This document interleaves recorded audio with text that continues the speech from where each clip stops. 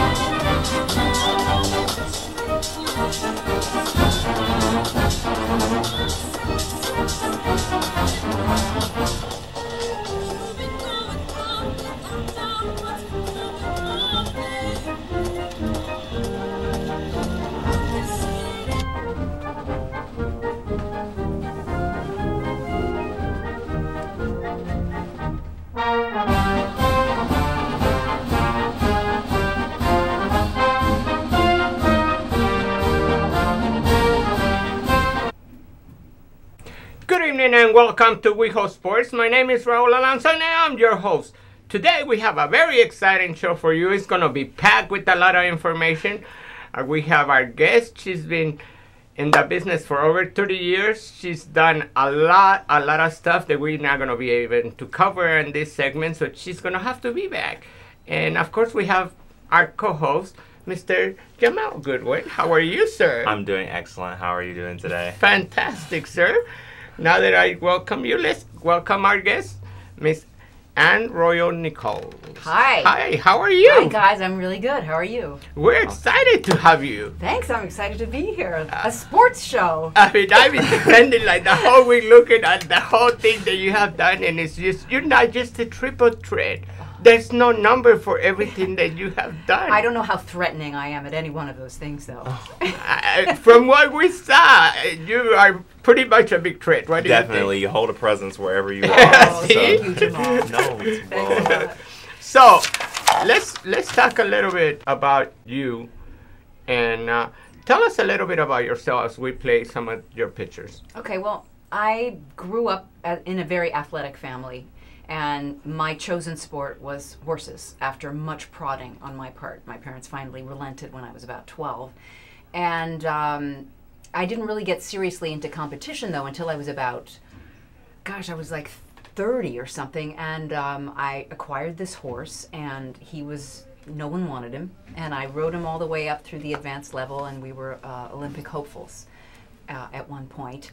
Then I kind of got out of the business, got married, had a child, and he is now an athlete in his own right. He goes to Wisconsin. He plays for the Big Ten in tennis.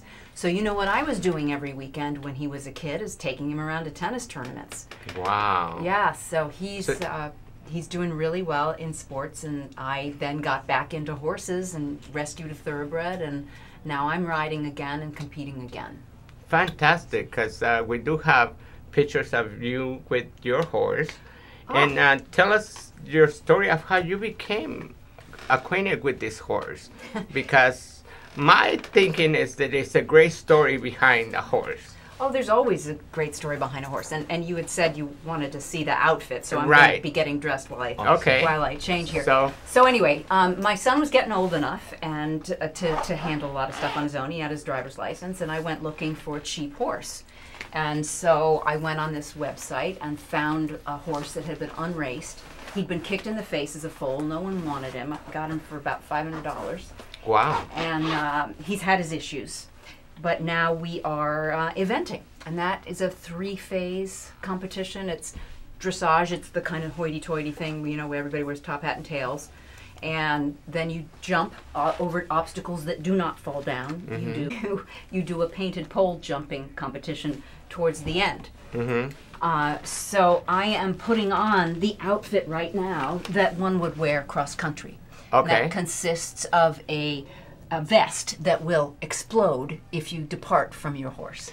You know, that's the... I was kind of in shock because I don't follow much equestrian. And I didn't realize that there was a parachute for the horse riders. Yeah, it's like an airbag. It's like... Yeah. So when you brought it up, I was like, wow, that could be very interesting to show at a sports show how this really works and how it could save people's lives, literally, right? Right. Now, don't be scared. I'm going to be putting on a hairnet. I might look like Ruth Buzzy if you remember her. That's all right. But it's the only way to keep the hair, like occasional wisps from flying in your face as you go around. So, helmet. Now, do you have words how to direct the horse when to jump, when not to jump? Yeah, I talk to him all the time. Not that he can hear me if wind is blowing around, you know. Right. But he responds, you know. Oh, you know, if he's a high-strung thoroughbred, or if he's kind of slow, I'm going, get on. Okay. Right. So, all right, I won't. How long you had the horse? For 3 years. So he's now 6 or 7. Don't know how old he is. He's missing a tooth in front. He's very sensitive. Right, so this is the mandated. That's the mandated thing. You got to wear that, okay. or you can't compete in USEA competitions. You know, we're coming up to the Olympics now. They're shipping a bunch of horses to Rio. Right, that's crazy. That was my next thing because I've been watching all the Olympics tryouts and stuff. Horses don't get Zika.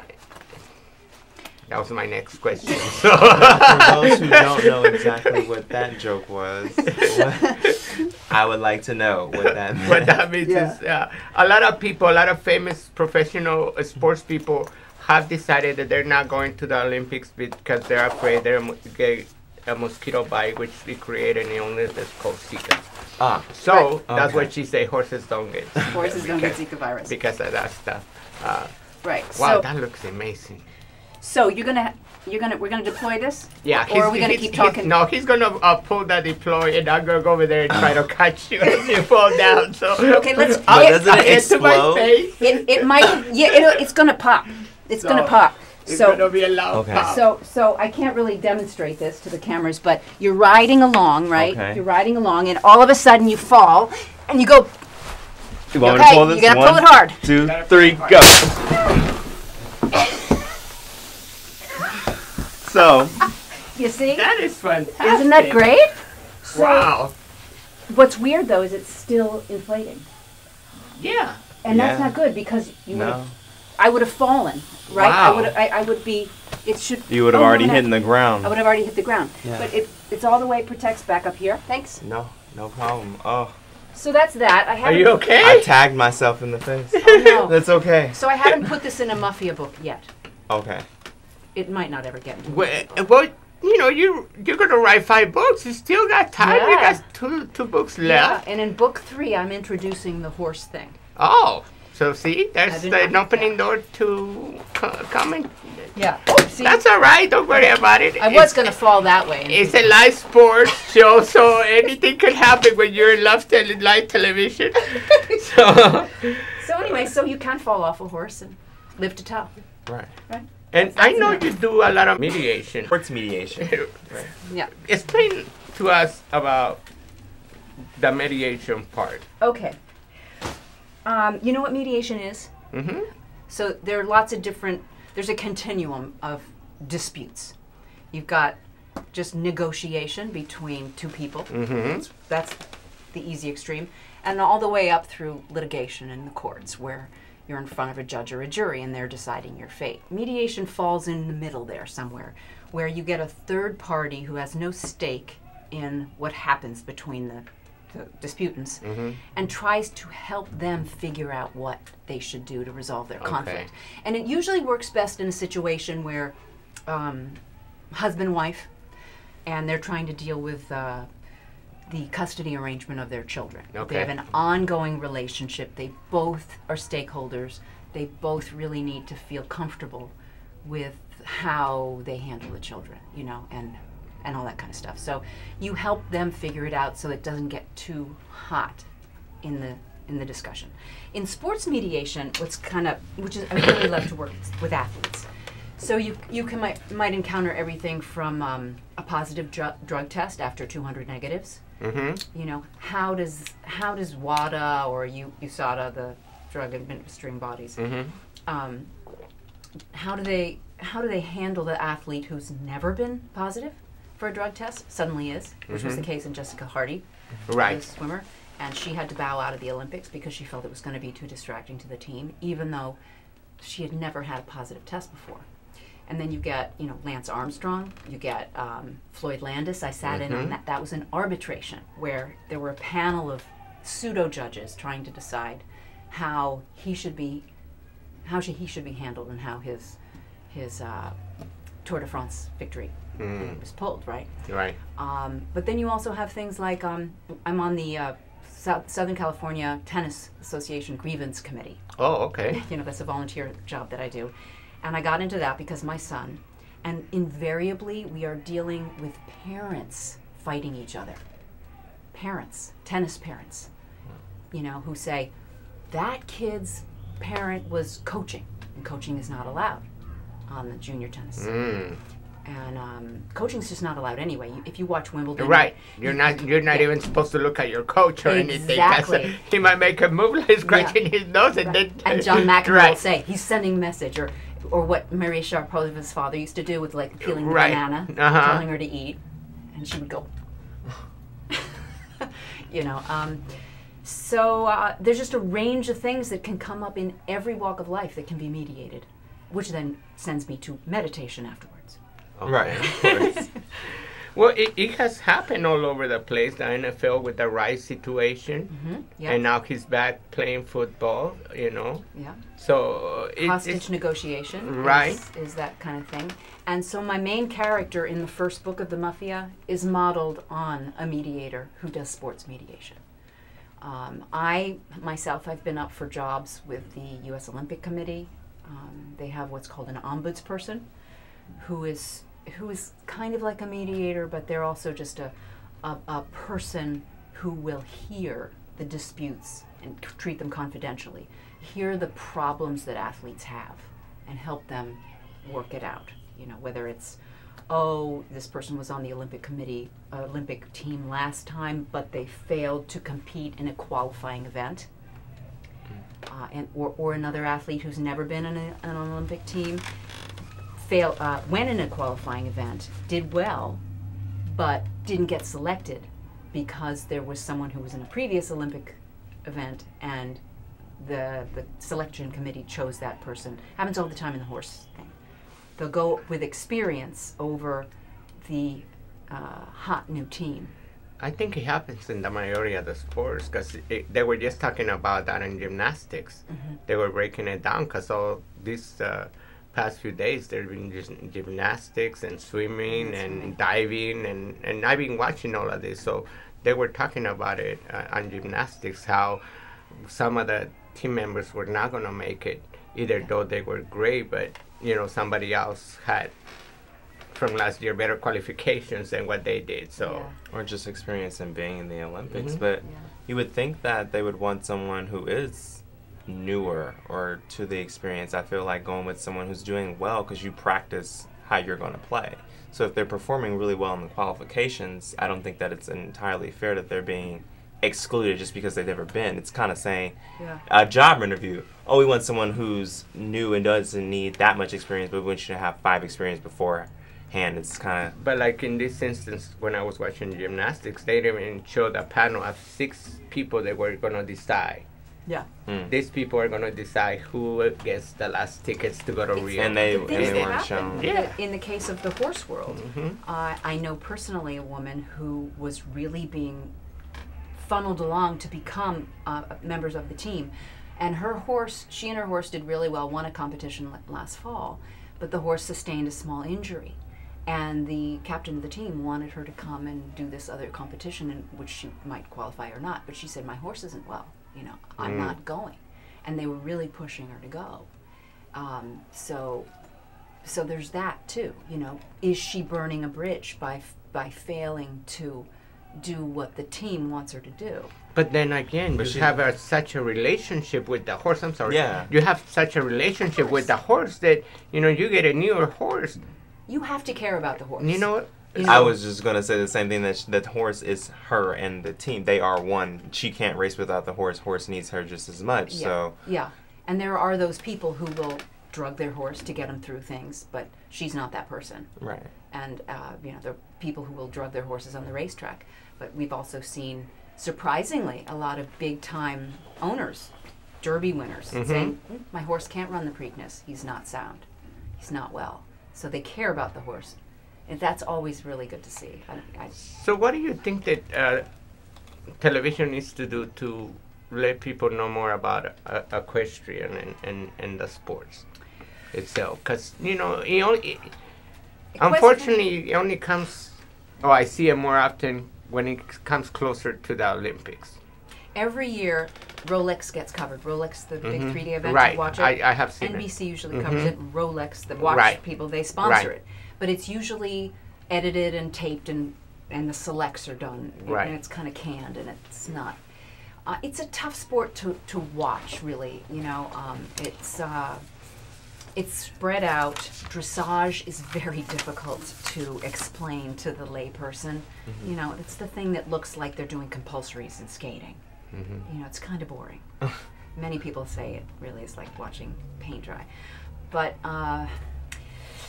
it's really exciting when you're in it, and when you know how difficult it is to teach a horse to do that stuff, you really appreciate it. I think another burden that the networks have in showing it is that there's a kind of belief that horse sports are super expensive. But most of the people I know have bought horses like mine, $500, and they work with them, and they work with them, and they work with them for years to develop the relationship. They scrimp to buy the new saddle. They, you know, trade for lessons, and it's, you know, it can be less expensive than tennis if you want to. Maybe you want to add it up, yeah. It's the way you do it. You know, some people do it all first class, and some people really scrimp and still do well. Yeah, but in the end, if you do it the scrimp way, you would bond with your horse completely, and then there's that inseparable something that money cannot buy, pretty much, that you get when that happens. What I was going to say was, I think it's really interesting that people find the sport boring if you don't know about it. And that seems to happen with a lot of things. Like, some people may think that dancing or even video game sports, esports have now become such a thing. And I play a lot of video games, and I always am like really amazed and shocked, and only because I have previous knowledge as to how hard it is to teach a horse or teach your fingers to mechanically react that way. I wish there was a way that we could get people more involved, because I would love to learn about how difficult it is. Maybe not, I'm a little terrified of horses, but I would love to learn how difficult it is. She can lend you that parachute, so if you fall, you'll be safe. But they're very sensitive creatures. They pick up on that thing. If you're afraid, they're going to be afraid of you, and I don't want to bring that around any horse. Yeah, well, I've been on horses before, so come on out. I would love to. We would love to go and ride a horse. Yeah, so mediation and writing and riding. I picked writing and writing. You know, people are always, what? No. You're doing both? Because you have done a lot of stuff and writing, you know. Yeah, they sound so movies. similar. You have wrote movies. You have directed the same movies. Yeah. You have a movie that's gonna be been shown, which you did back in the days when the riots. Yeah. In '92. The movie is going to be shown in Germany. Yes, it is. Tell us a little bit about it. See, well, I did my research. Yes, you did. I'm impressed. I have not. I actually did direct another movie since then, but I still haven't finished it. That film, after the riots, you know, here you are. You guys are in journalism, but I get really annoyed after the riots when there were all these pundits trying to explain and lay blame on who was responsible, and I just felt that everybody was responsible. So I wrote a movie that was very multi-ethnic and multilingual, and only in Los Angeles can you cast people who can speak Farsi and Swedish and Korean and Spanish and Vietnamese. All these people were speaking all these different languages, and it all is set the day that the King verdicts were delivered. And so it still is the only feature film to be made about the riots. It's a kind of a pseudo-documentary. And out of the blue, a cinema event in Leipzig contacted me about the rights and would I allow them to screen it. And I said, sure. And I'm going to donate the money from the ticket sales to a school in South Central so that those kids can go to the museum or just something outside, because the curriculum's got cut. So yeah, so I'm really proud of that film, and it came out before Crash, but remember Crash had a lot of different groups and kind of converging at once, and that's what happens in my story. So I know your books is a 5-book series. Yes. But you have kind of like a reel about the books, and I would like to play that because we almost ran out of time. And I told you need to come back. It's a trailer. It's supposed to get you interested. Sunlight penetrated the hibiscus and carefully pruned live oaks growing alongside the architecturally ambiguous California house. It filtered through the arched windows and dispersed fuzzy shafts of light, which fell upon our bodies writhing in ecstasy. Well, I mean, we were writhing, and it was ecstatic, at least from my point of view beneath him. Oh, yeah, baby, I remember chanting over and over again. Yeah, baby, yeah. Oh, you're so sexy, he kept telling me, which made me moan again and again, of course, to which I'd say, God damn, you're good, and you're so fucking great. You know, the usual things people say in the throes of physical passion. In between my moans, he'd tell me, you make me so horny, baby, and yeah, baby, I love it when you scream. As I recall, we were both saying, yeah, baby, a little excessively. You make me scream, I remember screaming. He really was incredibly hot, a fantasy man, handsome, penetrating green gold eyes among other facial attributes, and a body like a Greek sculpture come to life. Believe me, I was into it when it was happening, so forgive the seeming detachment from the event. It's a bad habit I've developed during my career assisting other people resolve their legal disputes. Emotional distance. But I assure you I was right there and apoplectic while it was in progress. He wasn't from California, or even an American. But so what? I found him a remarkably generous lover, and I guess that's why. I remember glancing out the window at the oaks. The stars weren't out in all their green-gray glory, swaying in the afternoon breeze. I want to make you see the stars, he'd say. And the way he said it, the stars. Oh my God, the stars! I remember glancing out the window at the oaks.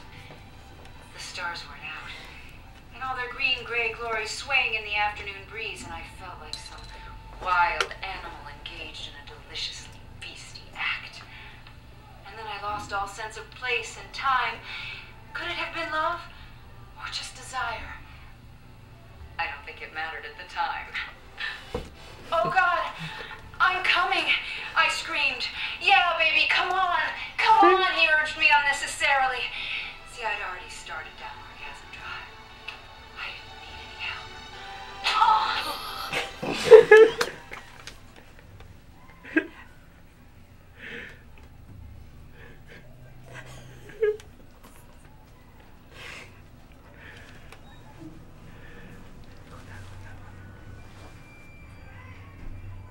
So there's your 5 books. Yep, the first 2 are out. Uh-huh. And the other 3, they're in progress.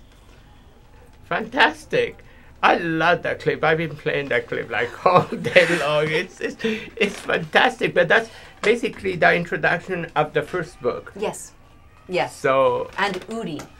And Udi is a mystery that runs and runs and runs, along with the little other mysteries that go along. And that's what all of you women in the book, 9 different stories, with food and sex and drinks. Yes. And lots of funny stuff.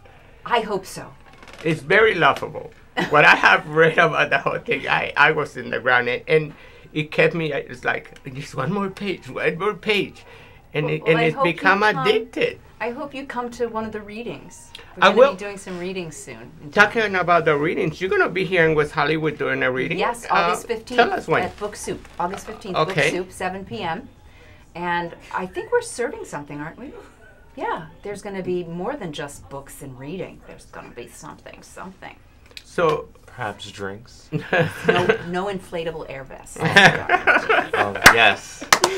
My face is safe. You don't have to move nothing this time. Okay? No, it's okay. Oh, It's Nothing the Oh, plastic okay. surgery can do. So how did you become to write this book?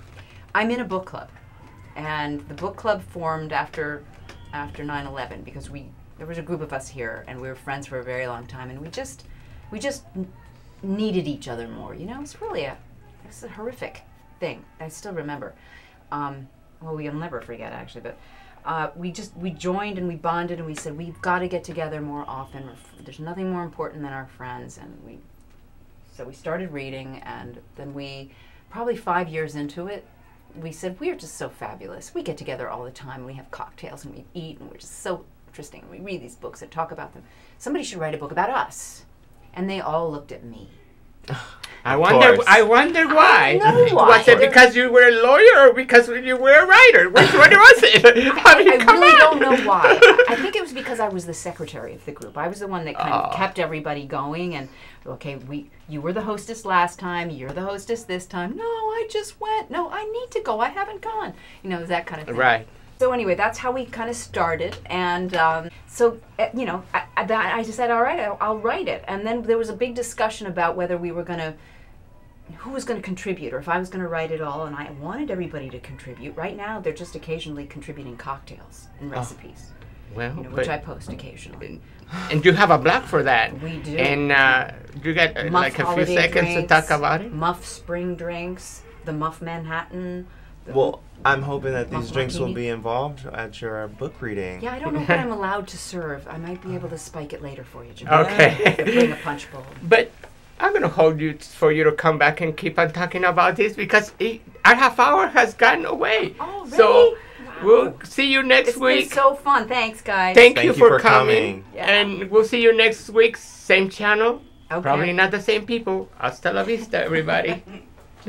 Hi, my name is Ken Todd. I'm Lisa Vanderpump's husband.